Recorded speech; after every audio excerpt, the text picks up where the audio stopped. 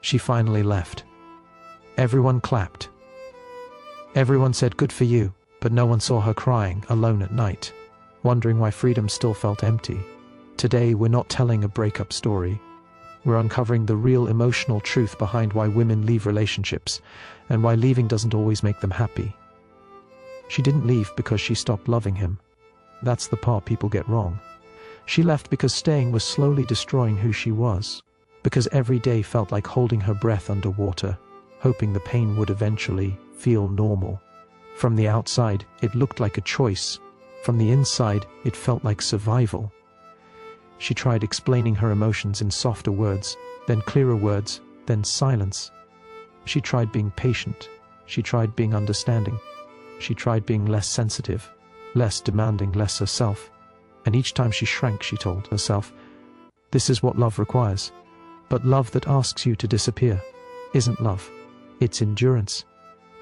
She stayed through emotional neglect that didn't leave bruises but left scars, through conversations that went nowhere, through moments where she felt alone even while sitting next to the person she loved. And when she finally walked away, people called it empowerment. They said she chose freedom. What they didn't see was that leaving wasn't about chasing happiness. It was about escaping emotional suffocation. She didn't leave because it was easy. She left because staying meant losing her voice, her confidence, her sense of self.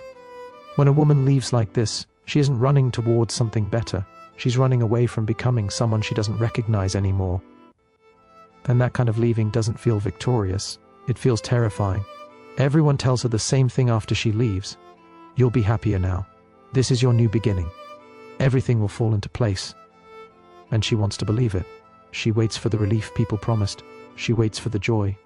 She waits for the moment she wakes up and feels whole again.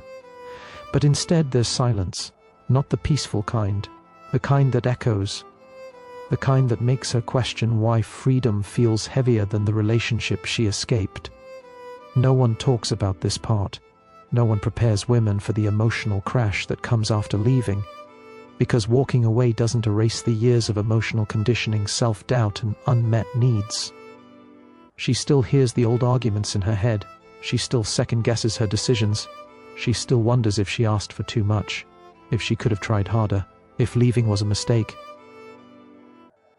The world celebrates the breakup, but she grieves privately. She grieves the future she imagined. She grieves the version of love she hoped would exist someday. Happiness doesn't arrive on schedule just because she chose herself. Healing doesn't respect timelines or motivational quotes. She learns that leaving removes the source of pain, but it doesn't heal the wound. It only reveals how deep it actually was. And every smile she forces in public hides a quiet confusion about why doing the right thing still hurts this much. People assume betrayal is what breaks a woman, cheating, lies, obvious damage. But what truly changes her is something quieter.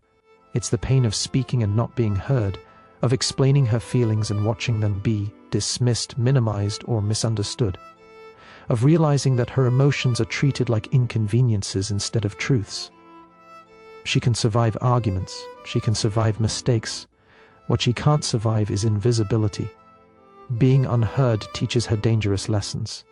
It teaches her to doubt her own reality, to question whether her feelings are valid at all, to rehearse conversations in her head that never happen out loud. She starts choosing silence over conflict, not because she agrees, but because she's tired of not being understood. She stops asking for reassurance, stops expressing needs, stops expecting emotional safety. And that slow shutdown hurts more than betrayal ever could, because betrayal is loud, unheard pain is lonely. When no one listens, she begins to listen less to herself. She learns to carry her emotions alone, smiling on the outside while unraveling internally. This is why leaving hurts even when there's no dramatic ending, no explosive fight, no final moment. Just the realization that she has been emotionally alone for a long time. And staying any longer would mean accepting that loneliness as her permanent reality. After she leaves, the questions don't stop. Are you dating again? Have you moved on? When? Will you find someone better? As if another person is the cure. She tries to imagine that version of healing, someone new, someone kinder, someone who finally gets it right. But healing doesn't respond to replacement because the damage wasn't caused by being alone. It was caused by losing herself while being with someone. And no new relationship can fix a relationship she no longer has with herself. She carries unresolved emotions into quiet moments, trust issues that don't disappear with attraction, fears she can't explain without sounding broken. She realizes that if she runs towards someone else too fast, she's only postponing the pain, using attention as a distraction, using affection as anesthesia. Real healing demands stillness. It forces her to sit with uncomfortable truths, to unlearn survival patterns that once protected her but now limit her. She begins to understand that happiness isn't about being chosen by someone new. It's about choosing herself without needing validation. The hardest part of healing isn't loneliness. It's facing the parts of herself that stayed too long, hoped too hard, and forgot how to set boundaries without guilt. This is why women leave relationships and still aren't happy right away. Because leaving is only the first step, not the finish line. She didn't walk away to prove a point. She didn't leave to be applauded or admired. She left because staying was costing her more than she could afford to lose. The world sees the exit and assumes the pain ended there. But the real work begins after the door closes, in the quiet moments, in the self-reflection no one claps for. She is unlearning silence, relearning her voice, learning that love should feel safe, not heavy. And one day happiness does come, not loud, not instant, but honest. It arrives when she no longer confuses survival with love, when she stops shrinking to keep peace, when she realizes that choosing herself was never the reason she felt empty. It was the reason she finally had space to heal.